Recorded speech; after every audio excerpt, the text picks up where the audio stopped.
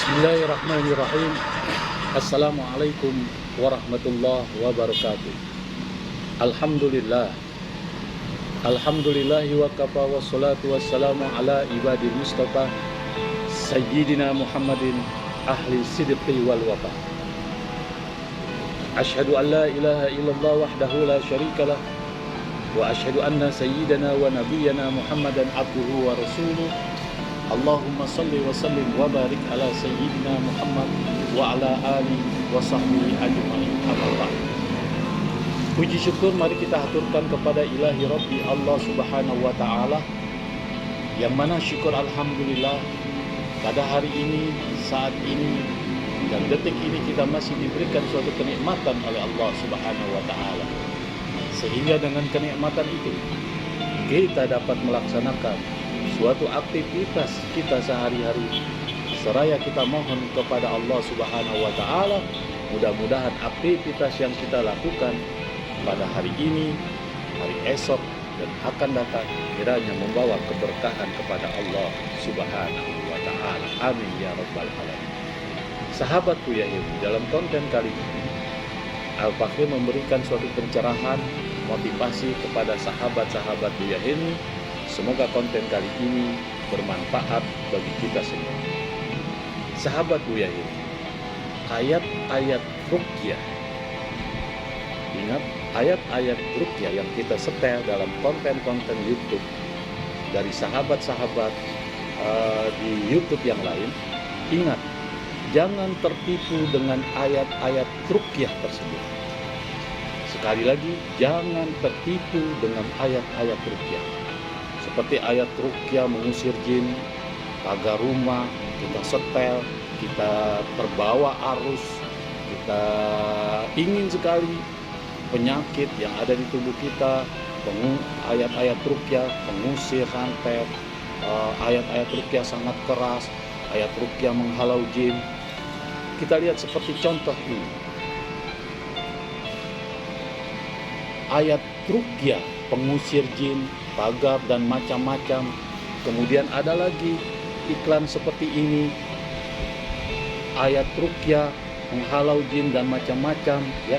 Sahabat Buya Hilmi, sebenarnya kita tertipu dengan penyetelan ayat-ayat ruqyah tersebut. Kenapa Al-Fakir Buya Hilmi mengatakan demikian? Mohon maaf, tidak mengurangi rasa hormat saya kepada para pembuat konten ayat-ayat ruqyah, ya. Awas kita tertipu dengan penyetelan ayat-ayat ruqyah itu, karena tidak ada hasilnya. Hasilnya dari yang kita harapkan hanya 55% dengan penyetelan yang kita setelkan itu. Kenapa demikian? Sahabat Buya ini, jika orang kena santet, jika orang kena guna-guna, jika orang kena teluh dan macam-macam, itu bukan disetel dengan ayat-ayat ruqyah di konten-konten lain, tapi dia diobati, ya. Banyak sejarah-sejarah, banyak gambaran-gambaran bagaimana cara mengobati orang yang kena santet, orang yang kena ini. Ayat ruqyah sifatnya hanya sedikit sekali memberikan suatu terapi kepada jin yang ada di tubuh kita. Dan insya Allah, saya yakin, aku yakin, penyakit santet yang ada di tubuh kita, penyakit guna-guna apabila kita kena sakit atau sebagainya, itu tidak ada faedah dan dampaknya ke tubuh kita dari penyetelan ayat-ayat ruqyah itu. Sahabat Buya Hilmi, perlu diketahui, Rasulullah SAW digambarkan dalam surat An-Nas dan surat Al-Falaq. Surat An-Nas dan surat Al-Falaq, Allah Subhanahu wa taala turunkan dua surat itu namanya A'udzataini, di mana Rasulullah SAW diberikan penyakit, disantet, diguna-guna, atau bahasa Arabnya disihir oleh seorang wanita tua. Untuk apa? Supaya Rasulullah tidak bisa berdiri dan tidak bisa bangun dan segala macam. Malaikat Jibril alaihissalam diperintahkan oleh Allah membawa dua surat itu sebagai gambaran Rasulullah kena santet atau kena sihir. Setelah Malaikat Jibril membacakan dua surat tersebut, Rasulullah belum dampak signifikan dari ayat pembacaan tersebut. Kenapa? Malaikat Jibril memberikan isyarat kepada Rasulullah, ya Rasulullah, perintahkan kepada sahabat-sahabat engkau, ada sesuatu benda, ada sesuatu barang, ada sesuatu apapun jenisnya yang ditanam, yang ditaruh di suatu sumur, perintahkan oleh sahabat-sahabat engkau untuk membakar, menghanguskan atau menghancurkan benda itu. Akhirnya sahabat-sahabat Rasulullah SAW pergi ke sumur itu, dan ternyata di sumur itu airnya yang seharusnya putih menjadi merah seperti darah. Singkat cerita, sahabat Rasulullah menguras itu air, kemudian mengambil ada sebuah benda di situ, ada tulisan, kemudian disimpul dengan 11 simpulan. Nah, disitulah Rasulullah SAW membaca surat Nas dan surat Al-Falaq 11 kali. Akhirnya terbebas dari ilmu sihir, ilmu santet, ilmu guna-guna. Sembuh Rasulullah SAW. Isyarat ini mengisyaratkan kepada kita, apabila kita kena santet, apabila kita kena guna-guna, apabila kita kena ilmu teluh dan sebagainya, ilmu-ilmu setan, tidak sekedar diruqyah dengan ayat-ayat konten yang ada, yang pernah kita setel, itu tidak ada akan hasilnya, tapi kita harus pergi ke orang yang bisa mengobati itu. Karena ciri-ciri orang yang kena santet ada 7 ciri. Ciri yang pertama, dia susah tidur pada malam hari. Ciri yang kedua, bawaannya malas mau ngapa-ngapain. Yang ketiga, sesak napas, jantungnya berdebar-debar. Ciri yang selanjutnya yaitu penyakitnya akan kambuh pada saat dan waktu yang bersamaan. Misalnya sakit kepala pada waktu maghrib, maka setiap maghrib dia akan sakit kepalanya. Atau sakit perut, atau sakit apapun pada waktu yang sama. Atau misalnya tidak dapat jodoh, setiap dia ketemu jodoh selalu gagal. Itu waktunya sudah ditentukan oleh jin atau dukun-dukun santet. Kemudian ciri yang selanjutnya, ada benda gaib yang ditaruh di suatu tempat, itu yang harus diambil. Dan ciri yang selanjutnya yaitu ada jin di tubuhnya, sebagaimana firman Allah Subhanahu wa taala, alladzi yuwaswisu fi sudurin nas minal jinnati wan nas. Itu yang harus kita pahami. Sahabat Buya Ilmi, mohon maaf sekali lagi, bukan mengurangi rasa hormat saya, rasa simpati saya kepada yang pembuat. Boleh saja kita menyetel, tapi itu bukan untuk pengobatan. Itu hanya untuk penyejuk ayat-ayat ruqyah, apalagi ayat-ayat ruqyah mengusir jin, membasmi dukun. Kemudian dukun sesadis apapun akan hancur, akan lembur, bla bla bla bla. Itu bohong. Karena Al-Fakhir Buya Ilmi membuat suatu ayat ruqyah dengan ayat ruqyah yang sangat luar biasa dahsyatnya, kemudian ditambah dengan hijib-hijib. Kemudian Buya Helmi praktekkan, Buya Helmi teliti, ternyata tidak ada dampak signifikan di pasien tersebut, di pasien yang sakit.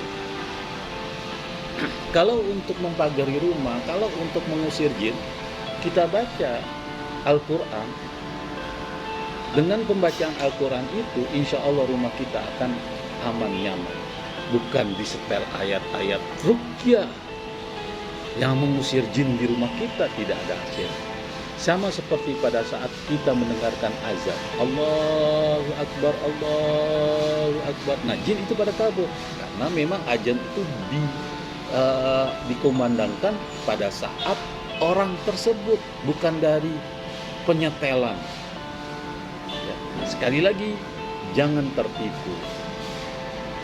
Dan jangan tertipu dan jangan mengharap bahwa seakan-akan ayat-ayat ruqyah yang kita setel apabila di tubuh saudara kita, di tubuh kita, di tubuh siapapun mengalami suatu gangguan gaib, sehingga kita mengharap dengan penyetelan ayat-ayat ruqyah itu dapat mengusir benda-benda gaib itu adalah bohong belaka. Sahabat Buya Helmi, ingat, suatu penyakit akan bisa sembuh, satu dengan izin Allah Subhanahu wa taala, dua dengan orang ahlinya. Ahlinya siapa? Yaitu orang yang bisa mengobati. Apakah itu di ruqyah? Ingat, seseorang kena sakit santet, kena sakit ilmu teluh, di ruqyah oleh orang tersebut, dipegang. bukan didengarkan, dipegang, sehingga energi ayat-ayat ruqyah yang Rasulullah Shallallahu Alaihi Wasallam isyaratkan itu masuk membakar tubuh jin tersebut. Setelah diruqyah, ada kemungkinan tergantung bagaimana orang pintar itu. Kalau ada benda gaib, diambil benda gaibnya, diambil penyakitnya. Itu namanya pengobatan. Jadi sekali lagi mohon maaf, beri maaf kepada konten-konten ayat-ayat ruqyah. Al-Fakir Buya Helmi bukan tidak hormat kepada sahabat-sahabat sekalian, tapi untuk para yang mendengarkan ayat-ayat ruqyah itu jangan mengharap. Mohon maaf, ayat ruqyah bisa saja disetel untuk penyejuk, tapi untuk dalam hal penyembuhan, Al-Fakir Buya Helmi insya Allah merasa yakin, hakul yakin, jamin itu tidak akan sembuh untuk pengobatan. Sahabat Buya Helmi, sekali lagi jangan merasa tertipu dengan pembacaan atau penyetelan ayat-ayat ruqyah di konten-konten yang kita dapat. Semoga konten kali ini bermanfaat.